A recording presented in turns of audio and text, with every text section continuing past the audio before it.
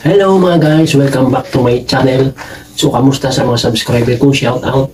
So for today's video guys, ituturo ko sa inyo kung paano gumawa ng thumbnail na ginagamit natin sa YouTube. So guys, kung bago ka pa sa channel ko, please huwag kalimutan mag-subscribe. Pakihit na rin ang button bell para update ka lagi sa ating mga tutorial video. So tara guys, let's watch this!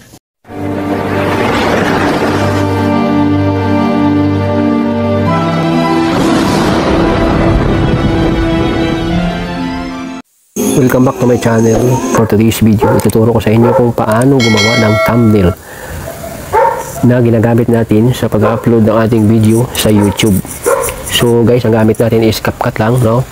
And then kung wala pa kayong CapCut, mag-download na kayo sa Play Store. Libre naman yan guys, para may magamit tayo, no? So doon tayo mag-edit ng ating thumbnail, no?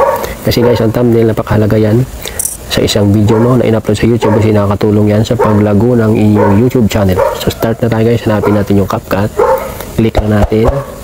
So pag nandito na tayo guys, click new project. So pag nandito na tayo guys, dito tayo sa photos, no, hanap lang tayo ng isang photos dito na i-add natin, no, mag-add tayo ng photo. So ang gagawin natin guys, kasi ganyan ang background, papalitan natin yan guys, no.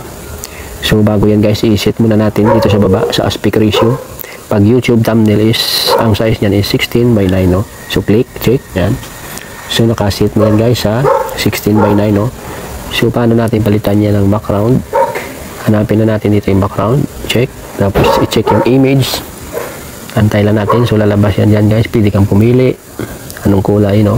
So yung may pro, may bayad. So yung walang pro is libre, no? So dito tayo sa libre kasi sample lang naman yan.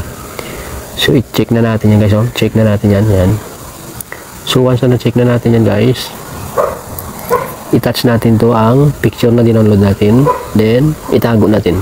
Pag natago na natin, so gagawa na tayo ng title ng ating thumbnail, no? Kailangan guys ang gawin yung title related doon sa video na i-upload nyo sa YouTube, no? Yung ginawa nyo yung video. So bago yan, lagyan din natin ng picture, no, para attraction, no? So may ginawa na ako dito guys, no, picture ko na may outline, no? So madali lang naman gawin yan guys, no? Gagawa ako ng tutorial niyan. So add natin to ang add overlay, click again, no? So hanapin natin ito, sample lang naman to guys, no? I-add natin yan. So yan guys, no, maliit siya, no? I-touch lang natin, tapos lagay natin sa gilid, no? Ayan, so touch natin yan, ha? So ganun lang guys, para may attraction siya guys, no, sa thumbnail. Ganun talagang kailangan guys, para ma-attract yung viewers natin, no, na i-subscribe at ipanoorin yung video natin sa YouTube, no. Tapos pagkatapos yan guys, gagawa na tayo ng title. So i-click natin to yung text, and then text another add text. So dito guys, lalabas yan, pipili tayo ng mga style ng font style, no. Iba-iba yan guys, no. So ganun pa rin, sabi ko, yung may pro may bayad, yung wala libre yan guys, no, kasi sample lang to. Ang gagawin natin, pipili tayo ng libre. Ito guys, sample na naman ito, eh. Yan, so mag-text na tayo. I-type na natin yung title ng ating video na YouTube, na i-upload sa YouTube. So i-type na natin yung title. So ilagay natin, halimbawa yung title ng video is sample lang to, paano gumawa ng intro. So check natin muna, tapos lagay natin yan, text ulit, paano gumawa ng intro video sa YouTube, no. So ganun ang title ng video mo, no, sample na naman yan. So ilagay natin yan. So para maganda siya tingnan guys, ito dagdagan pa natin, no, para pang-aakit, no. So paano gumawa ng intro video sa YouTube, ito ang gawin mo, no, ito ang gawin mo. So ito yun, ito ang gawin mo, ito ang gawin. O kaya ito na lang guys, para medyo maiba, panoorin mo ang video na to, no. Yan, panoorin mo ang video na to. Yan, ang video na to. So check. So yan guys, litan natin para magkasya yan. Ito, yan. So yun guys yung title ng ating ano, no, thumbnail, no. So paano gumawa ng intro video sa YouTube, panoorin ang video na to, no? Tapos lagyan natin ng sticker ng YouTube guys para maganda tingnan. So pipili tayo sa sticker, no? Search lang natin YouTube logo. So lalabas niya guys, pipili lang tayo dyan. So ito pipili natin, no? Ayan. So once na lumabas na dun, i-check lang natin yan, no? Check para ma-edit. So yan, tapos liitan lang natin guys, no? Yan, para matuwid siya, yan, ganyan yan. Okay, yan. Tapos lagyan natin ng pangalan na YouTube, no? Ibahin natin guys, no? Ibahin natin to. Style natin yung tuwid lang siya, yan. Ipili ka naman dyan guys. Type na natin YouTube. Litan natin na, yan. YouTube, tapos space channel. Ayan, edit na natin. So yan guys, no? Yan. So yun na guys, no? May title ka na ng thumbnail mo. So ganun lang guys paggawa, no? So para mas maganda pa guys, lagyan natin ng kulay bawat ano, no? Pangalan. So yun dito sa unahan, no? I-touch mo lang. Tapos pindutin ang style.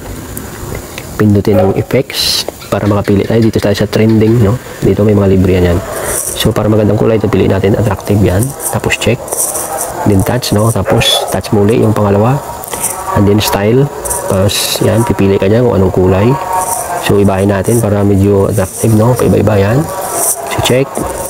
And then panoorin ng video. Palitan din natin yan para maganda siya matatingan guys. So pipili tayo. Ito ng libre lang. Ayan. Ayan. Ayan. Sample na naman yan guys, eh, no? Tapos dito sa YouTube mo, palitan din natin yan. So palitan din natin ng ibang style. Dito tayo sa style, yan. Pinutin mo style. Ganyan. Yan. So pwede rin dilaw. Yan. Okay. Okay na yan. Check. Okay. So yun na guys, no? Nakagawa na tayo ng thumbnail, no? So ganun na kadali guys, no? Gumawa ng thumbnail sa CapCut apps, no? Gamit ang CapCut. So ganun lang yan guys. Madali lang siyang gawin, no? So ayan guys, pwede na yan i-export, no? Para i-download mo yan. Pag nag-download ka ng video sa YouTube, yan ang ilagay mo sa thumbnail mo, no? So okay na yan, 16:9 na. Tandaan nyo, 16:9 ang kanyang size, no? So tapos dito sa export, pindutin na natin yan para ma-transfer na sa ating gallery, no? Export. Save sa, yan, save na natin sa device yan. So antayin lang natin guys mag 100%, no? So yan na guys, i-click natin yung done. So check natin guys, ha? I-check natin siya sa gallery natin. Tingnan natin kung nandun siya. So ito siya guys, no? So ngayon guys, naka-video kasi yan, no? So ang gagawin natin yan, i-touch mo lang ang screen, tapos i-screenshot mo siya. Yan. So pag na-screenshot mo siya guys, i-crop na lang natin yan, no? Ganito lang gawin mo guys, no? Yan, no? I-crop lang natin yan. So i-crop natin siya, no? Yan. So tama lang ang size. Yan. 16:9. Yan. Tapos save. So yun guys, hindi na sa video, photos na yan siya, no? So ito, delete na natin to. So wala namang gamit to, no? Yan. Bali, yan lang ang ano natin, eh. So okay na guys, no? Mayroon ka ng thumbnail, no? Na ilalagay sa video mo sa YouTube na in-upload. So ganun lang guys, madali guys, no? Thank you for watching, no? So kung bago ka pa sa channel guys, huwag kalimutan mag-subscribe, no? Paki-hit na rin ng notification bell, no? Para update ka lagi sa ating mga bagong tutorial video. Tapos paki-like na rin and comment sa comment section kung gusto ko magpa-shoutout, comment ka lang, no? And share this video guys, no? Para malalaman at maraming makalam ng mga baguhan na YouTuber kagaya ko, no? So thank you for watching guys, no? Bye bye and see you in another tutorial.